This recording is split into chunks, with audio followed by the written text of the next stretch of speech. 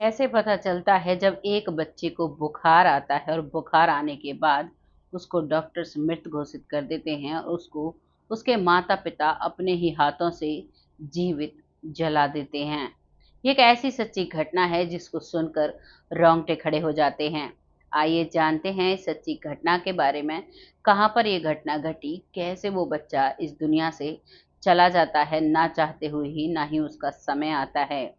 नमस्कार, मैं महक चौधरी। आज की जो कहानी मैं लेकर आई हूँ, ये कहानी शुरू होती है सिकंदराबाद के बुलंदशहर से। यहाँ पर एक गाँव है, भराना गाँव, जहाँ पर एक व्यक्ति का जन्म होता है, जिस व्यक्ति को घर में लोग प्यार से पप्पू कहते हैं, लेकिन उसका असली नाम करण है। वो जब छोटा होता है, तो वो छोटे से ही बहुत अच्छे से ज़िंदगी जीता है, लेकिन जैसे ही वो 4-5 साल का होता है, तो माता-पिता गाँव में अक्सर बच्चों को ले जाते हैं मंदिरों में जहाँ पर पूजा होती है। जैसे गाँव में भूमिया दादा होता है, अक्सर हर गाँव में भूमिया दादा को नहवाया जाता है, दूध से नहलाया जाता है। सोमवार के दिन, अमावस्या के दिन बहुत से ऐसे मौके होते हैं, जब दूध चढ़ाया जाता है। वैसे ही वो 5 साल का बच्चा करण अपने भुनिया दादा पर दूध चढ़ाने के लिए जब जाता है अपने पिता के साथ, तो उसे कुछ-कुछ धुंधला-धुंधला याद आता है, लेकिन वो उसे महसूस नहीं कर पाता। उसके बाद वो वापस घर आता है और घर में नॉर्मल रहता है। लेकिन जब भी उसके माता-पिता उससे कुछ कह दिया करते, तो वो बहुत दुखी हो जाया करता, बहुत ज़्यादा रोया करता, बहुत परेशान रहा करता। धीरे-धीरे ज़िंदगी आगे बढ़ती है और एक दिन वो अकेला ही अपने भूमिया दादा पर दूध चढ़ाने के लिए जाता है, तो वहाँ जाता है तो रास्ते में ही उसे अपना पिछला जन्म पूरा याद आ जाता है। महज़ 5 साल की उम्र में उसे सब कुछ याद आ जाता है। वो जो भी उसे याद आता है, उसे याद करते-करते वो अपने भूमिया दादा को नहलाता है और अपनी पूरी पिछली ज़िंदगी याद करता है और वापस घर आ जाता है। घर आने के बाद नॉर्मल रहता है, इस बात को किसी को भी नहीं बताता है।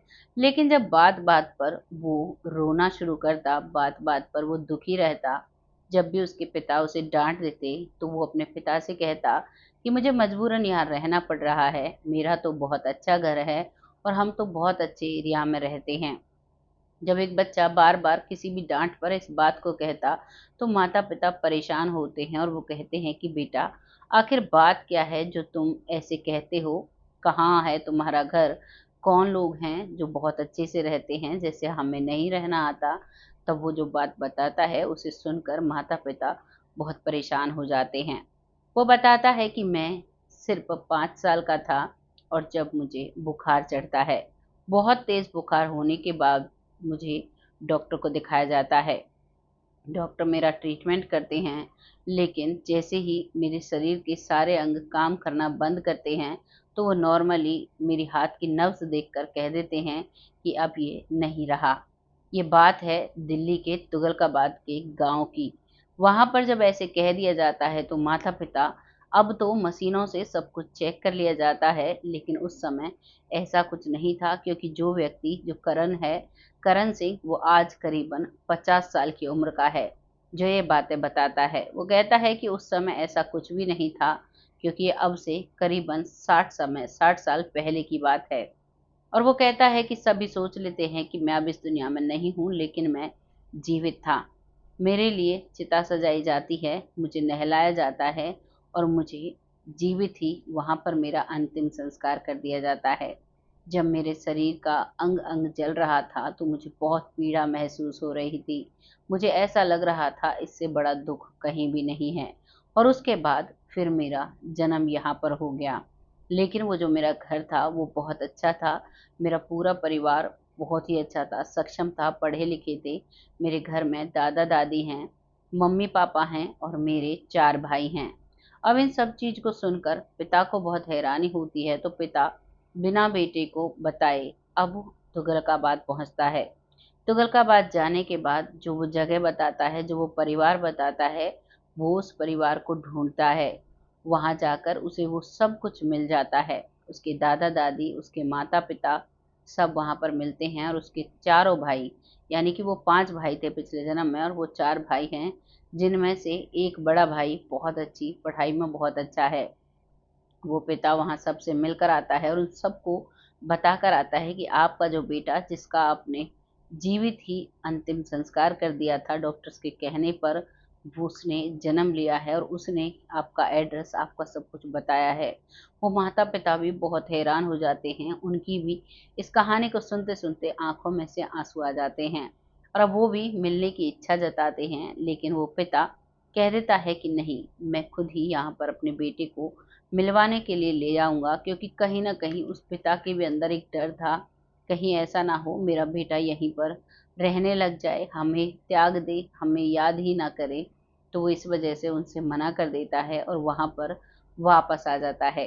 आने के बाद वो बेटा पूछता है कि पिताजी, क्या था वहां पर, है ना मेरे मम्मी पापा, मेरा परिवार? तो वो पिता कहता है कि हाँ बेटा, तुम्हारा सारा परिवार है, मैं तुम्हें वहां जरूर लेकर जाऊंगा। और करीबन 3 महीने बाद फिर से वो पिता अपने उस बेटे को उसके पिछले जन्म के माता पिता से मिलवाने के लिए लेकर जाता है। लेकिन जब वो ट्रेन के रास्ते जा रहा था तो सारे रास्ते वो यही सोचता रहा, कहीं ये वहीं नहीं रह जाए, कहीं हमारा बेटा हमसे बिछड़ ना जाए। दरअसल उस व्यक्ति के भी 5 ही बेटे थे और 5 में इस सबसे छोटा था। वहां भी वो 5 भाई थे और यहाँ भी ये 5 भाई थे, और वहां भी गुर्जर परिवार में था और यहाँ भी ये गुर्जर परिवार में ही था। वो पिता उसे ले आता है और जैसे ही वो उस गांव में पहुंचता है तो वहां पर वो सब कुछ ढूंढ लेता है। आज तो तुगलकाबाद बहुत ही एक कहते हैं बहुत अच्छी सिटी बन चुका है, बहुत चीजें वहां पर डेवलप हो गई हैं। लेकिन ये उस समय की बात है जब वहां पर ऐसा कुछ नहीं था, बिल्कुल गांव का माहौल था, गांव की तरह लोग रहा करते थे। वहां जाते ही वो अपना सब कुछ पहचान लेता है। घर पहुंचते हैं तो घर पहुंचने के बाद उसके दादा, उसकी दादी, उसके माता पिता और उसकी बुआ, उसके फूफा सभी वहां होते हैं। सभी को वो पहचान लेता है, सभी के बारे में बताता है, ये मेरी बुआ हैं, ये मेरी मम्मी हैं और ये मेरे भाई हैं। उनमें से एक भाई स्टडी के लिए गया हुआ था, जो कि एक आईएएस की तैयारी कर रहा था। अब वहां से सब मिलते हैं और वो बच्चा वहीं रुकने की कोशिश करता है, लेकिन उसका इस जन्म का पिता हाथ जोड़ लेता है और कहता है कि मेरे बेटे को मेरे पास मेरे साथ ही भेज दीजिए, जब भी जरूरत होगी मैं इसको आपसे मिलवाने ले आऊंगा। बहुत तो उसका पिछला परिवार रोता है और बहुत ज्यादा उसका इस जन्म का पिता रोता है, और बहुत ज्यादा करण सिंह रोता है और बहुत बार अपने पिता से मिन्नत करता है कि मुझे यहीं रहने दीजिए। जब वो अपनी वो बातें बता रहा था कि जब आप लोग मेरा अंतिम संस्कार कर रहे थे तो मैं जीवित था, लेकिन मेरे शरीर का कोई भी अंग काम नहीं कर रहा था, तो उसकी माँ की आंखों से आंसू छलकने लगे। वो अपने सर को पीटने लगी और कहने लगी, मैंने क्यों डॉक्टर की बात पर विश्वास किया, क्यों मैंने अपने जीते जागते बच्चे को अग्नि के हवाले कर दिया। लेकिन कहते हैं जब सांप निकल जाता है तो लकीर को पीटने में कोई भी फायदा नहीं होता। वैसे ही ऐसा हो चुका था। वो बच्चा जन्म ले चुका था, आज वो 5 साल का था। उस वाक्यांश को करीबन 10 साल बीत चुके थे और वो बहुत हैरान और बहुत परेशान थे।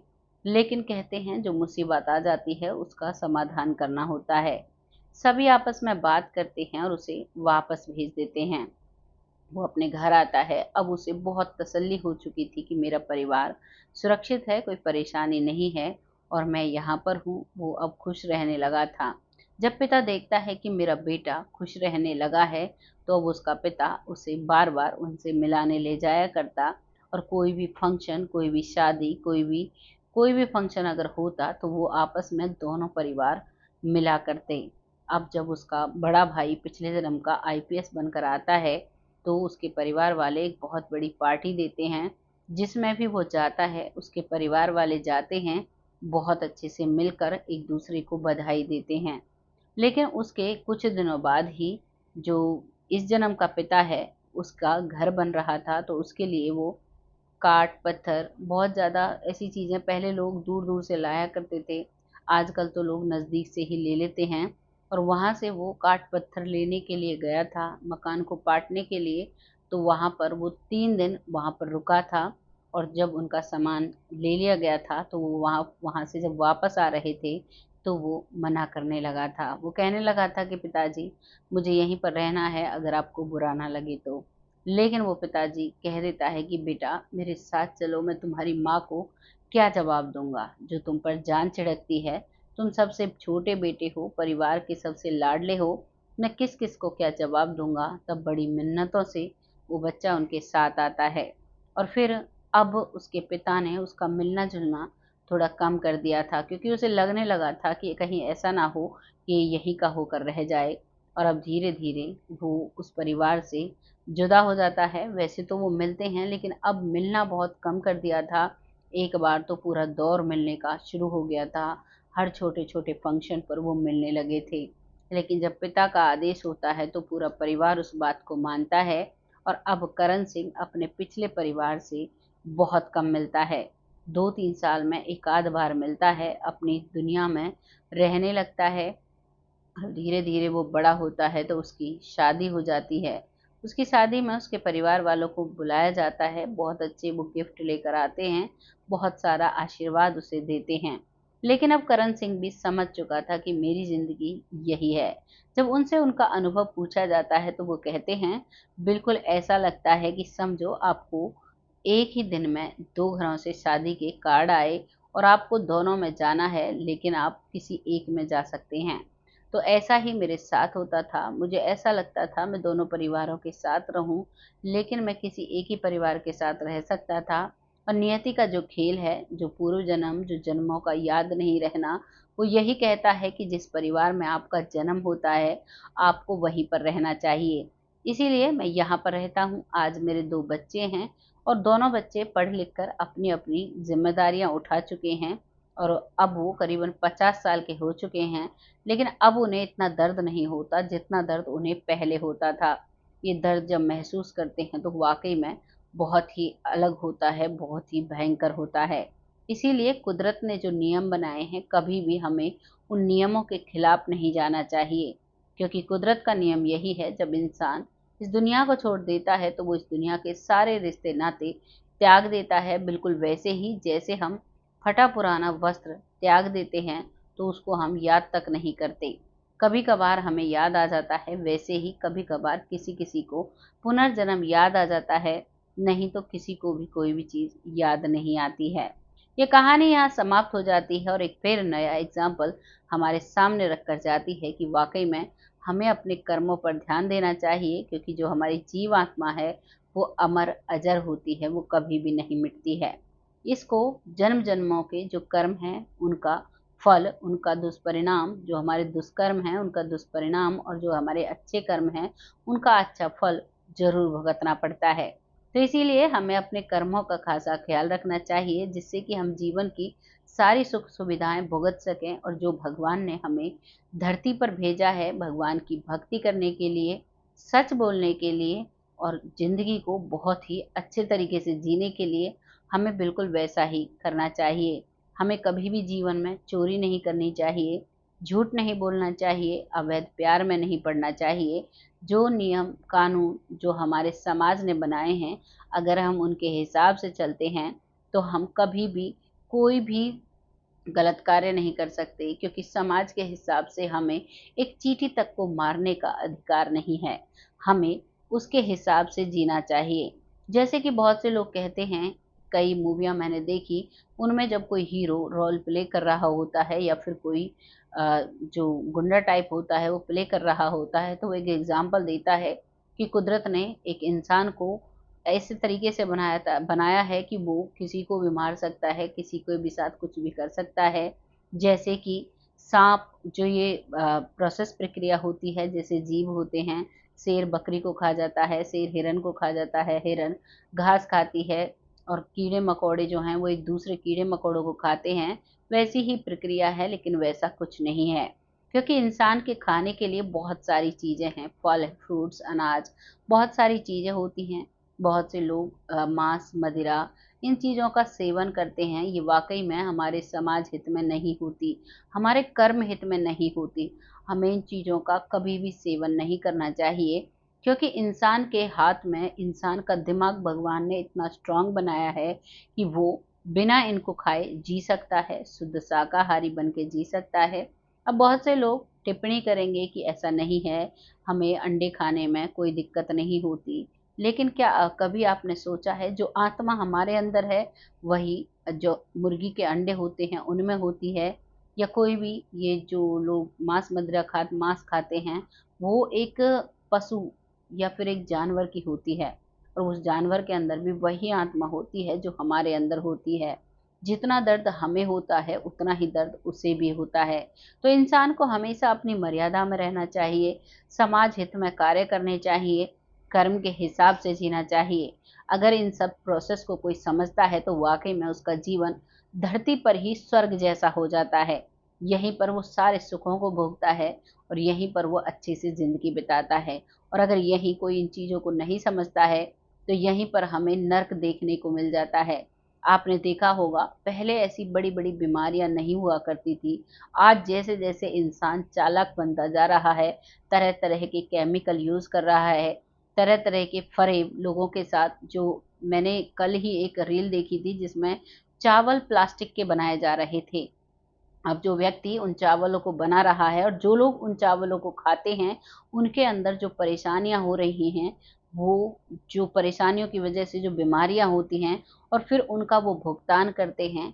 और जो व्यक्ति उन चावलों को बेचकर उस पैसे से मजे करना चाहता है, क्या कभी आपने उसका अंत देखा है? कोई भी गलत कार्य हम करते हैं तो हमें जीवन में जरूर इसका भुगतान करना पड़ता है। ये एक छोटा सा नियम है कुदरत का, अगर इसे हम समझ लेते हैं तो हमारा जीवन बहुत आसान हो जाता है। हम गलत कार्य करने छोड़ देते हैं और अपने जीवन को शांतिमय तरीके से जीना आरंभ कर देते हैं। तो इन कहानियों को लाने का बस यही उद्देश्य होता है कि आप लोग अपने जीवन में अच्छी चीजों को चुनें, सदकर्मों को चुनें, सदमार्ग को चुनें, कभी भी कोई गलत रास्ता ना चुनें, क्योंकि गलत का जो री जो आंसर आता है, अगर हम कोई सवाल हल करते हैं उसे हम शुरू से ही गलत करना शुरू कर देते हैं या उसमें कोई गलत फॉर्मूला लगा देते हैं तो उसका आंसर भी गलत आता है। वैसे ही अगर हम गलत कर्म करते हैं तो उसका फल भी गलत ही भुगतना पड़ता है। गलत इन द सेंस, अगर हम बीमार होते हैं, हमें कोई बड़ी बीमारी होती है तो हम कहते हैं, ज्यादातर जब डॉक्टर्स के हाथ में नहीं रहता कि हमारे कर्मों का फल है जो हमें भुगतना पड़ेगा, तो अपने कर्मों को सीधा कीजिए, कर्मों को अच्छा कीजिए जिससे हमें कोई भी ऐसा फल ना भुगतना पड़े। बस यही चाहती हूँ कि आप सब अपने जीवन में अपने कार्यों को, अपने कर्मों को अच्छे से कीजिए, कोई भी गलत चीज़ को ना अपनाएं। यही मेरा एक छोटा सा उद्देश्य होता है इन वीडियोस को लाने का। आपको जैसा भी लगा है कमेंट सेक्शन में ज़रूर लिखिएगा। लोगों का जो साथ है वो बहुत अच्छा मिल रहा है।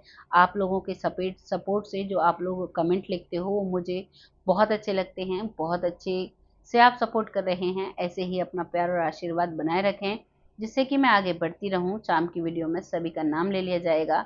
तब तक आप सब खुश रहें, आबाद रहें और स्वस्थ रहें, भगवान से यही कामना करती हूँ। तब तक के लिए जय हिंद, जय भारत।